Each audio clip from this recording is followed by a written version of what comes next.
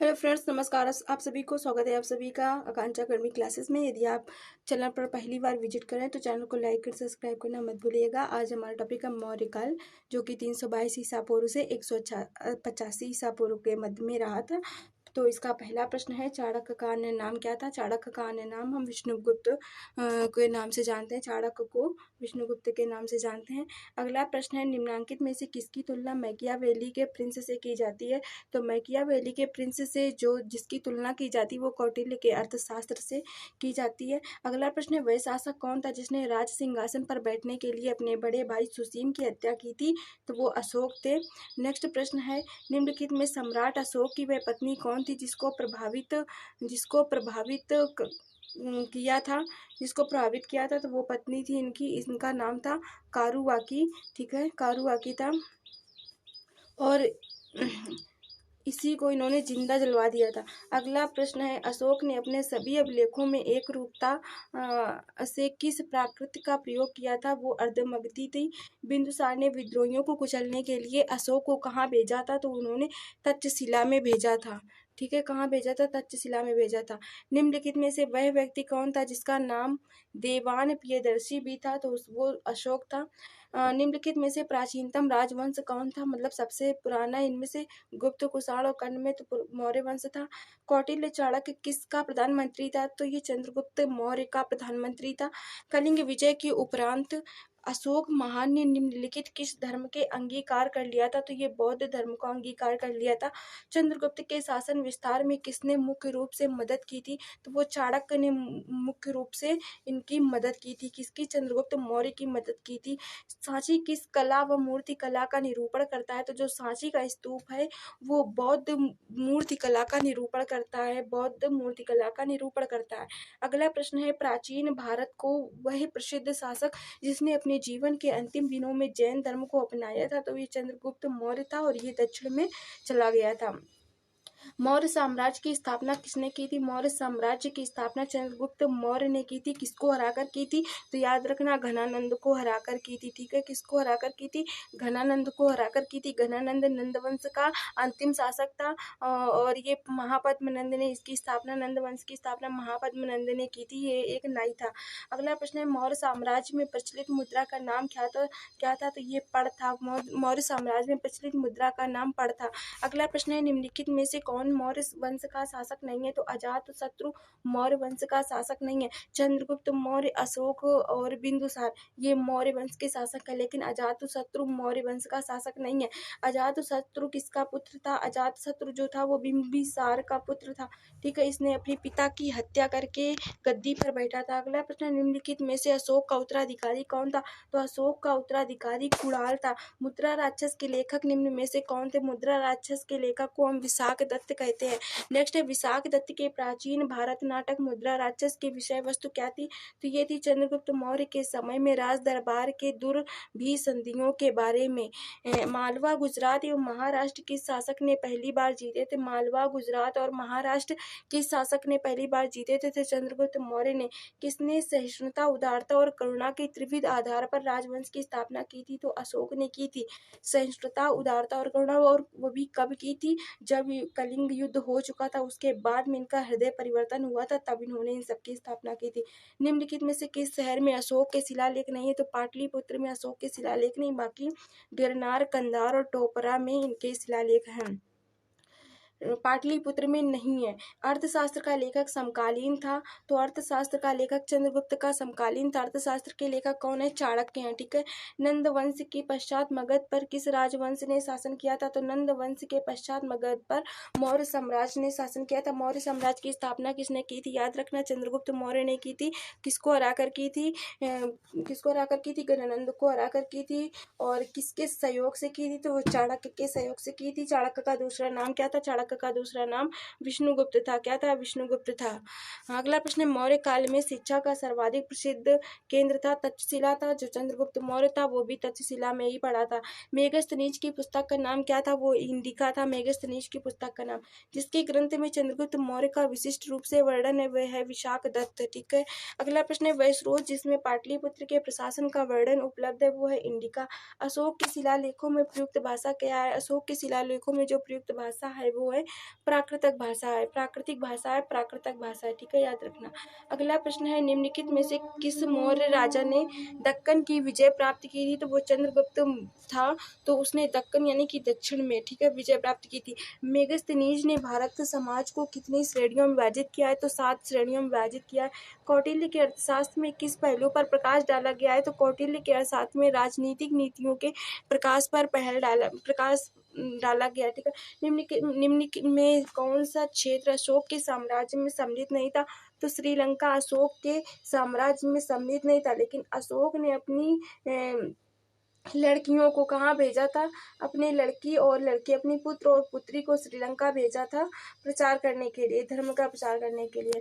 जबकि अशोक का साम्राज्य अफगानिस्तान, बिहार और कलिंग तक था, लेकिन श्रीलंका में नहीं था। पाटलिपुत्र को किस शासक ने सर्वप्रथम अपनी राजधानी बनाया था? तो ये चंद्रगुप्त मौर्य ही थे जिन्होंने पाटलिपुत्र को अपनी राजधानी बनाया था। पाटलिपुत्र में स्थित चंद्रगुप्त का महल मुख्यतः बना था, तो ये लकड़ी का बना था। चंद्रगुप्त मौर्य का महल किसका बना था? लकड़ी का बना था। बराबर जहानाबाद जिला की गुफाओं का उपयोग किसने आश्रय गृह के रूप में किया था? तो आजीवकों ने आश्रय गृह के रूप में किया था। किस अभिलेख से यह साबित होता है कि चंद्रगुप्त का प्रभाव पश्चिम भारत तक फैला हुआ? तो रुद्रदमन के जूनागढ़ अभिलेख से ये पता चलता है। केवल वह स्तंभ जिसमें अशोक ने स्वयं को मगध सम्राट बताया है, तो भाब्रू स्तंभ में अशोक ने स्वयं को मगध का सम्राट बताया। चार लोगों ने बताए हैं, जिसमें से लास्ट था भाब्रू स्तंभ। अगला प्रश्न है, सूची फर्स्ट और सूची सेकंड को मिलान करना है। चंद्रगुप्त, देखिए चंद्रगुप्त, बिंदुसार और अशोक, चाणक्य। चंद्रगुप्त को ही सेंडोकोटस कहा जाता है। इन्होंने बताया अपने आप को कि सेंडोकोटस चंद्रगुप्त मौर्य था।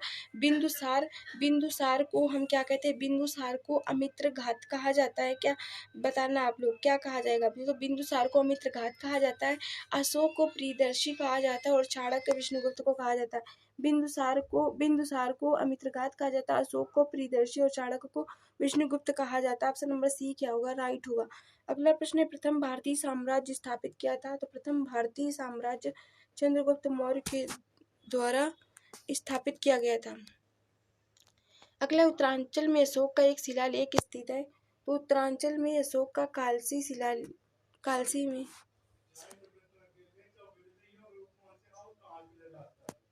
सांची का स्तूप किसने बनवाया था? सांची का स्तूप अशोक ने बनवाया था। अशोक के शिलालेखों में पढ़ने वाले प्रथम अंग्रेज कौन था? तो ये जेम्स प्रिंसेप था, ठीक है। और इन्हीं को बताया जाता है कि जो इन्होंने अभिलेख पढ़े हैं, शिलालेख, तो जेम्स प्रिंसेप को ही जाता है। कलिंग युद्ध की विजय और क्षत्रियों के वर्णन अशोक के किस शिलालेख में है? तो शिलालेख कितने में है? शिलालेख नहीं, कलिंग युद्ध की विजय तथा क्षत्रियों का वर्णन अशोक के किस शिलालेख में है? तो अशोक के जो है 18 शिलालेख में है। प्रसिद्ध यूनानी राजदूत मेगास्थनीज भारत में किसके दरबार में आए थे? तो चंद्रगुप्त मौर्य के दरबार में आए थे। मेगास्थनीज याद रखना किसके दरबार में आए थे? चंद्रगुप्त मौर्य के दरबार में आए थे। चंद्रगुप्त मौर्य ने सेल्यूकस को कब पराजित किया था? तो चंद्रगुप्त मौर्य ने सेल्यूकस को 305 ईसा पूर्व में पराजित किया था। निम्नलिखित में से कौन सा राजा प्राय जनता के संपर्क में रहता है? तो अशोक। कौन सा राजा प्राय जनता के संपर्क में रहता है? तो अशोक रहता है। अशोक ने 261 ईसा पूर्व में कलिंग को जीतने के बाद क्या किया था? भारी रक्तपात देखकर युद्ध की नीति को सदा के लिए त्याग दिया था और उसका हृदय परिवर्तन हुआ था। अशोक के अधिकांश अभिलेख किस भाषा व लिपि में है? तो प्राकृतिक व ब्राह्मी लिपि में है। किस ग्रंथ में चंद्रगुप्त मौर्य के लिए वृषल यानी निम्न कुल शब्द का प्रयोग किया गया है? तो मुद्रा राजस में इस शब्द का प्रयोग किया गया है चंद्रगुप्त मौर्य के लिए। मौर्य नरेश के बारे में निम्न में कौन सा कथन सही है? उन्होंने विकास किया था। तो मौर्य नरेश के बारे में कौन सा कथन सही है? उन्होंने कौन सा विकास किया था? देखिए, संस्कृत कला व साहित्य को इन्होंने में का हुआ था। मौर्य वंश में संस्कृत कला और साहित्य का हुआ था। प्रांतीय विभाजन भी हुआ था, नहीं, हाँ, प्रांतीय विभाजन भी हुआ था और हिंदुकुश तक साम्राज्य भी हुआ था। सोने के सिक्के, बी नंबर गलत हो जाएगा, क्योंकि मौर्य तो संस्कृत कला व साहित्य, प्रांतीय विभाजन और हिंदुकुश तथा साम्राज्य हो जाएगा। अशोक ने कलिंग को मौर्य साम्राज्य में जोड़ लिया था। अशोक ने कलिंग को मौर्य साम्राज्य में जोड़ लिया था, ठीक है। कलिंग दक्षिण भारत में आने वाले स्थलीय और समुद्री मार्गों को नियंत्रित करता था। ये भी ठीक है। ई और आर दोनों सही है और आर एक ही सही व्याख्या करता है। अशोक के जो शिलालेख संगम राज्य के बारे में बताते हैं वो कौन से हैं, तो वो दूसरा और 13वां है, ठीक है, दूसरा और 13वां है। अगला प्रश्न है, अशोक के राज्य देशों के अनुसार धार्मिक निष्ठा की अपेक्षा जनता के मध्य सामाजिक समरसता अधिक महत्वपूर्ण है, ठीक है। जिसने उसने धर्म संवर्धन के स्थान पर समता के विचारों का प्रसार किया, ये भी ठीक है। ये और आर दोनों सही और आर एक ही सही व्याख्या करता है। अगला प्रश्न है, निम्न में किस राज्य देश में अशोक के व्यक्तिगत नाम अशोक का उल्लेख है, तो ये मास्की में है। किसमें? मास्की में है। निम्नलिखित वक्तव्यों में कौन सा एक वक्तव्य अशोक के प्रस्तर स्तंभ के बारे में गलत है, तो ये स्थापत्य संरचना के भाग हैं, ये गलत है। ये अखंड है, इन पर बढ़िया पॉलिश है, स्तंभ के शब्द शुंडाकार है, ठीक है, लेकिन बारे में गलत है, तो ये स्थापत्य संरचना के भाग है। श्रीनगर की स्थापना किस मौर्य शासक ने की थी? श्रीनगर की स्थापना अशोक ने की थी। श्रीनगर की स्थापना अशोक ने की थी। उत्तरापथ, दक्षिणापथ, अवंती राष्ट्र, प्राची। उत्तरापथ तक्षशिला, दक्षिणापथ सुवर्णगिरी, अवंती राष्ट्र उज्जैनी और प्राची पूर्वी प्रदेश पाटलिपुत्र। पाटलिपुत्र कहाँ पर है? बिहार में है। पाटलिपुत्र कहाँ पर? बिहार में। ऑप्शन नंबर ए क्या होगा? राइट होगा। किस ग्रंथ में शूद्रों के लिए आर्य शब्द का प्रयोग हुआ है? तो अर्थशास्त्र में शूद्रों के लिए आर्य शब्द का प्रयोग हुआ है। अशोक ने अपने राज्याभिषेक के चौथे वर्ष में निग्रोध के प्रभाव से प्रभावित होकर किससे बौद्ध धर्म की दीक्षा ली थी? तो उपगुप्त से दीक्षा ली थी। किसने ली थी? अशोक से ली थी। किससे प्रभावित होकर? किससे निग्रोध के प्रभाव से प्रभावित होकर किस धर्म की शिक्षा ली थी? बौद्ध धर्म की शिक्षा ली थी। किसने पाटलिपुत्र को पोलीब्रोथा कहा है? पाटलिपुत्र को पोलीब्रोथा मेगस्थनीज ने कहा है। किसने पाटलिपुत्र को पोलीब्रोथा कहा है? मेगस्थनीज ने कहा। मौर्य काल में एग्रोनोमाई किस शासक को कहा जाता है? तो एग्रोनोमाई सड़क निर्माण अधिकारी को कहा जाता है। मौर्य काल में गुप्तचरों को क्या कहा जाता था? तो गूढ़ पुरुष मौर्य काल में गुप्तचरों को कहा जाता था। किस श्रीलंकाई शासक ने अपने आप को मौर्य सम्राट अशोक के आदर्शों के अनुरूप ढालने की कोशिश की? तो वो तिस्य ने की थी। किस जैन ग्रंथ में चंद्रगुप्त मौर्य के जैन धर्म को अपनाने के अंग का उल्लेख मिलता है? तो परिशिष्ट पर्वन में मिलता है। किस महीने से मौर्य के राजकोषीय वर्ष आरंभ होता है? तो आषाढ़ यानी कि जुलाई के महीने से प्रारंभ होता है। फागुन किसको कहा जाता है? मार्च को, ज्येष्ठ जून को, पौष माघ जनवरी फरवरी को, आषाढ़ जुलाई में उन्होंने राजकोषीय वर्ष आरंभ किया था। निम्नलिखित में से किन किन दक्षिण भारतीय जातियों का उल्लेख अशोक के शिलालेखों में किया गया है? तो चोल का किया गया है, पांड्य का किया गया है, सतीय पुत्र का किया गया है और केरल पुत्र का किया गया है। 1, 3, 4, 5 राइट होगा। ऑप्शन नंबर 1 सही होगा। अशोक के बारे में जानने के लिए सबसे महत्वपूर्ण स्रोत है शिलालेख। अशोक के काल में कौन सी लिपि दक्षिण भारत में परिवर्तित हुई थी? तो दक्षिण भारत में ब्राह्मी लिपि हुई थी। अशोक के अभिलेख भारतीय खरोष्टी लिपि जो है ये कहाँ मिलती है? ये पाकिस्तान में मिलती है। अरमाइक लिपि अफगानिस्तान में मिलती है, याद रखना। अशोक का अभिलेख भारतीय उपमहाद्वीप के बाहर भी पाया जाता है। निम्नलिखित में से किस देश में यह पाया गया है? तो ये अफगानिस्तान में पाया गया है। अत्यंत पॉलिश किए गए एकाश्म अशोक के स्तंभ किस पांडुरंजित बालुकाश्म के एकल टुकड़ों में तक्षित किए गए और उसे साधारणतः कहाँ की खदानों से निकाला गया? क्या प्रश्न है? अत्यंत पॉलिश किए गए एकाश्म अशोक स्तंभ जिस पांडुरंजित बालुकाश्म के एकल टुकड़ों में तक्षित किए गए उसे साधारणतः कहाँ की खदानों से निकाला गया था? तो मिर्जापुर के समीप चुनार की खदानों से निकाला गया था। भारतीय लिखने की कला नहीं जानती है, किसकी उक्ति है? तो ये मेगस्थनीज की उक्ति है कि जो भारतीय हैं वो लिखने की कला नहीं जानते हैं। किस मौर्य शासक ने एक विदेशी राजा सीरिया और एंटियोकस फर्स्ट से अंजीर, शराब और दार्शनिक को भारत भेजने का आग्रह किया था? तो ये बिंदुसार ने किया था। लेकिन उनमें से अंजीर और उसने शराब तो भेज दी थी, लेकिन दार्शनिक को भारत में नहीं भेजा था, ठीक है, नहीं भेजा था। अशोक द्वारा कलिंग पर चढ़ाई की जानकारी के लिए सबसे महत्वपूर्ण स्रोत है तो 13वां बृहद शिलालेख है। 13वां बृहद शिलालेख जानकारी का सबसे बड़ा स्रोत है। बिंदुसार की मृत्यु के समय अशोक किस प्रांत का गवर्नर था? तो ये उज्जैन का गवर्नर था जब बिंदुसार की मृत्यु हुई है। बिंदुसार अशोक के पिता थे। किस शिलालेख में अशोक ने घोषणा की है कि सारी प्रजा मेरी संतान है? तो पृथक कलिंग शिलालेख में अशोक ने घोषणा की है कि सारी प्रजा मेरी संतान है। कौन सी घोषणा युद्ध और हिंसा के प्रति अशोक के आंतरिक दुख को स्पष्ट करती है?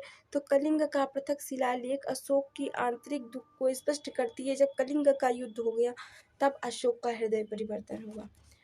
किस शिलालेख में अशोक की ये घोषणा अंकित है? किसी भी समय, चाहे मैं खाता रहूं या रानी के साथ विश्राम करता रहूं या मैं अपनी अंतःशाला में रहूं, मैं जहां भी रहूं, मेरे महात्मा मुझे सार्वजनिक कार्य के लिए संपर्क कर सकते हैं, छठवें शिलालेख में कहा गया था।